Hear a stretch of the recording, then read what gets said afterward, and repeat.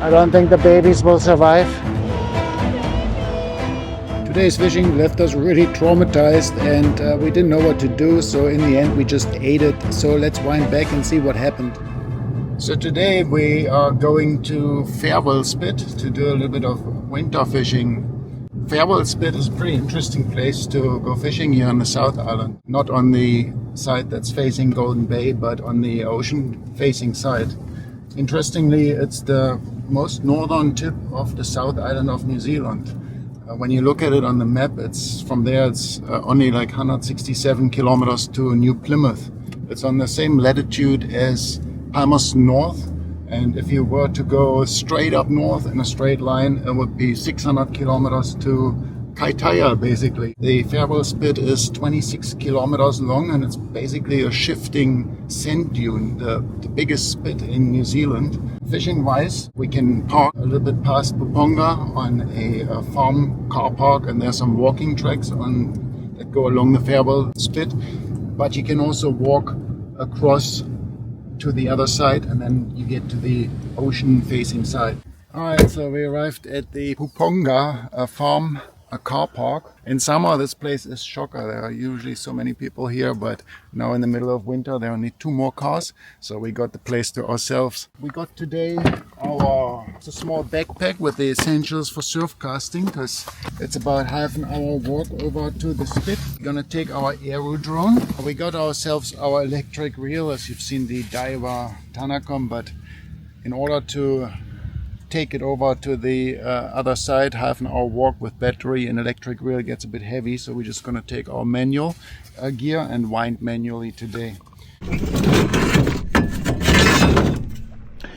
Just for a little bit convenience, we're gonna take that as well, so we don't have to hold the rod the whole time.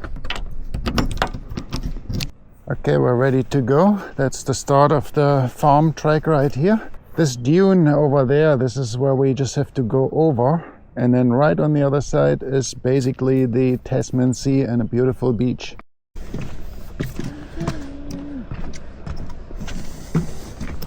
It's beautiful here. Beautiful farmland. Lots of sheep.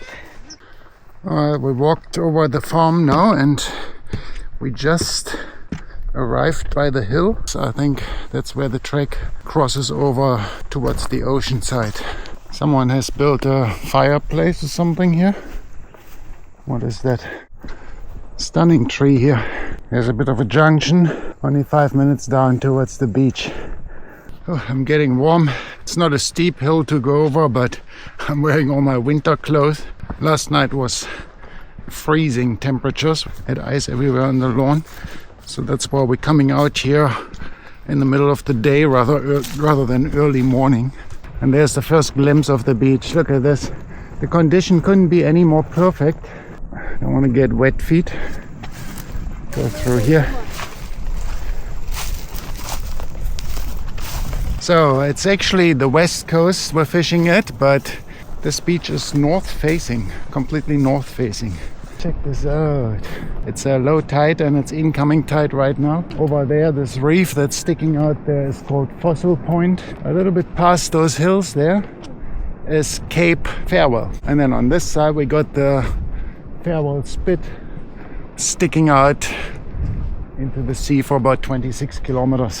Where is the Whakariki Beach? Whakariki Beach is just over there past those hills.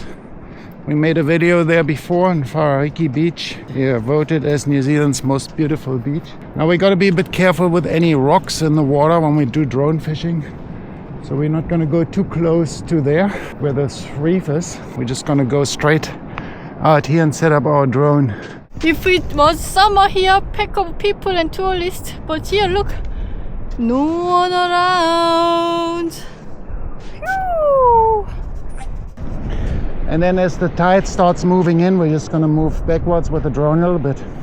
So we got a bit of fresh car Y4 bait. Caught that yesterday. Just a 2-hook dropper rig today. Put that on our first hook, the bottom hook. Hopefully there's a gurnard or something. I'll just put another piece on the top hook as well. No elastic band required. Hook sticks nicely through the skin here on that side. Just got to make sure to always put the hook in first through the soft bit and then have it stick out through the skin bit, and then it won't come off.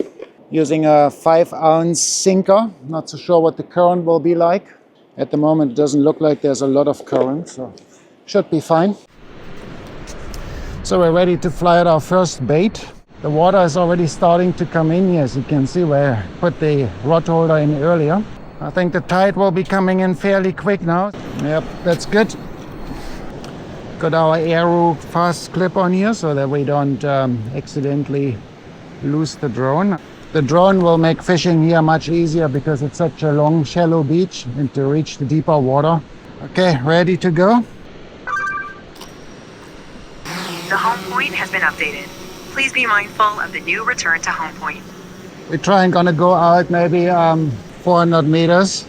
Okay, we'll drop there, close bail arm, and bring the drone back. We're still recording, so guys, see the farewell spit over there? Isn't that beautiful?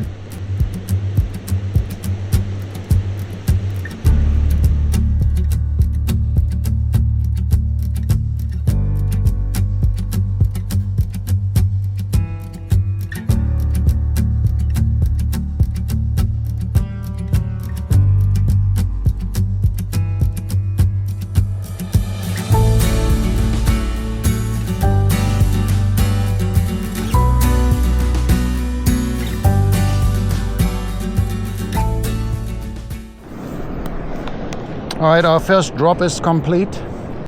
During summer, this would be a fantastic spot to target snapper, but I don't think here in the middle of winter we'll have much luck with snapper. So target species definitely is maybe kahawai in winter or gurnard. Yeah, maybe a rig as well. Asian is making herself comfortable there.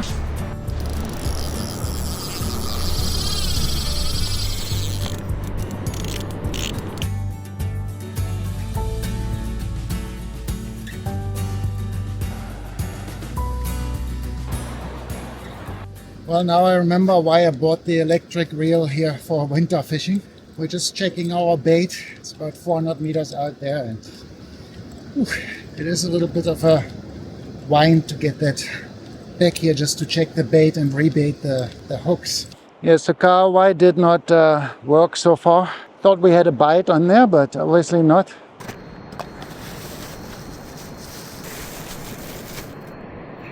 Nice little prawn here. Rig and elephant fish, they won't take any normal fish bait, so in order to target those we have to use either prawns or paddle crabs.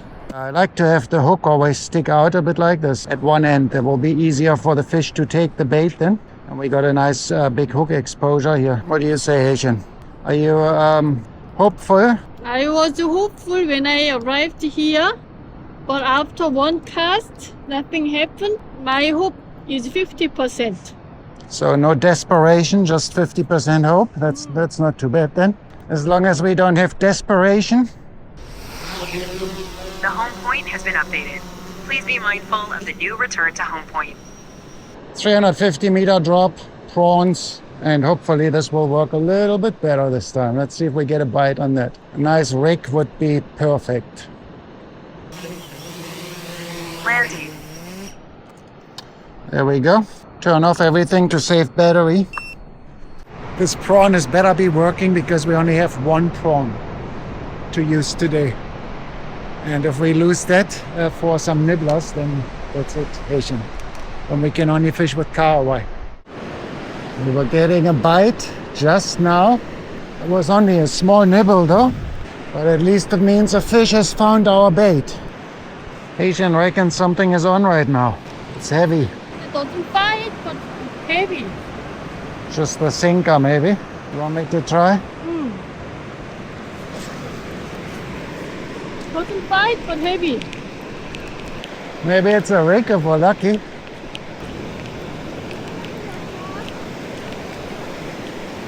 I think it's a rig. Oh yeah, we got ourselves a rig. Can you hold this here? We got ourselves a nice eating fish, guys. Check this out.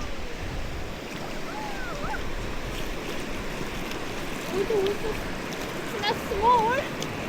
It's a good size. We didn't even think that something was on. He wasn't fighting very much this time. He maybe was a little bit lazy because of winter. This was realized that when I reeled in, actually. Maybe he was eating that bait and was just sitting there with it. Well, we got ourselves a nice eating fish. That's gonna be good for a few days. We'll see if we can catch another one. First off, try to get the hook out. He's not even eating it. Wow. Oh, he's alive? Well, he shouldn't be. I stabbed him in the brain. Impossible. Oh, yeah. Maybe in there. Oh, shit. Two. Still alive. Well, put it in the water. Yeah. Two rigs in here. I don't think they can get out on their own there.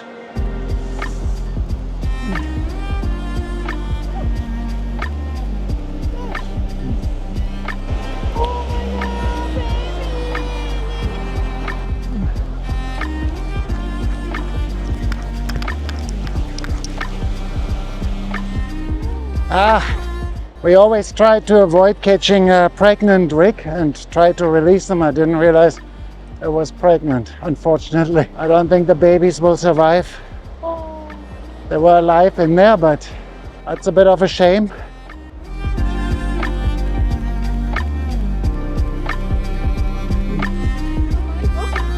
If they don't wash up here on the beach, are they there? No.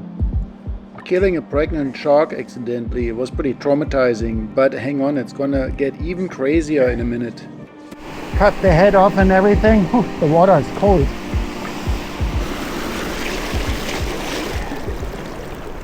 Alright, fish, the rig is processed. Got some nice meat now. What a shame that this one was pregnant. But too late now. And maybe those two little sharks will survive, who knows.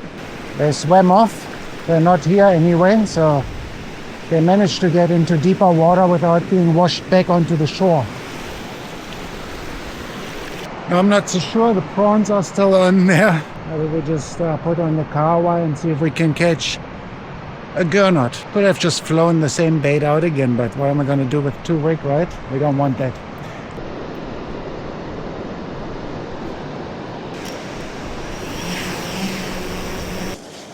Okay, we want to try and keep the fish as cold as possible while we're still fishing here. The ground is nice and cold.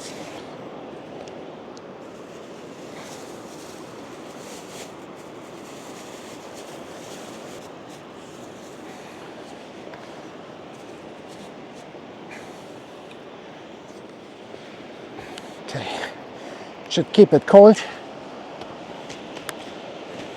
I'm still a little bit sad though that I didn't realize that this rig was pregnant and we took it. Should have released it. Do you guys know a good way to tell if a rig is pregnant or not when you catch them? I had a few times where I released them back and I thought they were pregnant, but they probably weren't. So yeah, I wonder if there's a way to tell if they're actually pregnant at this time or not. They seem to be spawning all year round, because we caught a couple like in early summer. They had really fat bellies and lots of those little orangey type of embryo eggs in there. A couple more like that in here. I think this is the egg sac, or like where they grow. And now it's midwinter and they're pregnant, so I'm not so sure exactly when the spawning time is for them. We got a big fish on. Oh yeah, guys. Oh yep. Looks like we're swimming towards us now. We got a nice big fish on. What is it? We're not so sure. But we don't get any head shakes really, so. If it's a big shark, he'll probably just gonna bite through the trays at some stage. Just now with the incoming tide, it's almost full tide. Maybe tied it up a little bit more. No, I don't want it to break off. Only 40-pound line. I'm gonna see what it is. Worst thing would be that it breaks off because only small hooks and 40-pound line there. Now we're getting some line back now here. So I'm getting my braid, my 80-pound braid on here, so we're getting a little bit closer to shore now. It's definitely just not fighting anymore, just a weight there. So I'm just sort of bringing it in with the waves there. Can't be too far away, but my arm is hurting. Whew. It's a shark. I think we got a bronze whaler.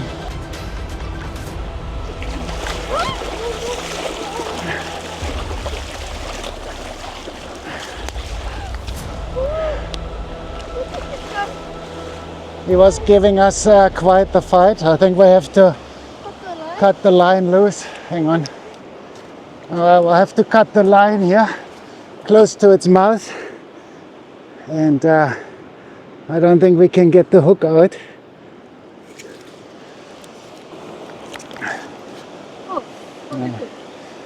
The hook is still in there. I thought I could get the hook out, but I couldn't. Adrian, so you take care of the shark, please. We'll have to release him with the hook in its mouth.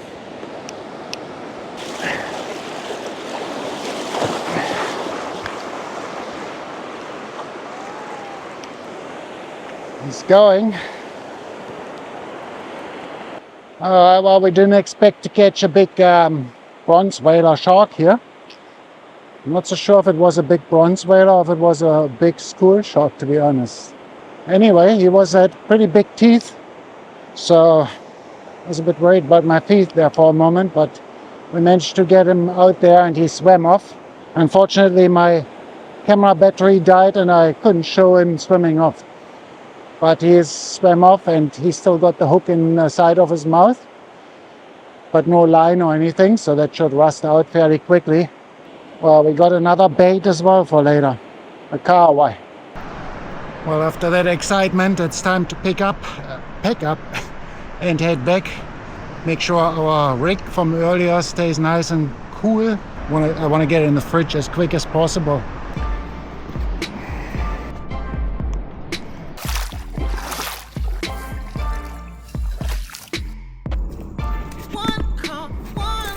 That is a bit of a problem when fishing off those beaches. Everything is sandy, wet and dirty.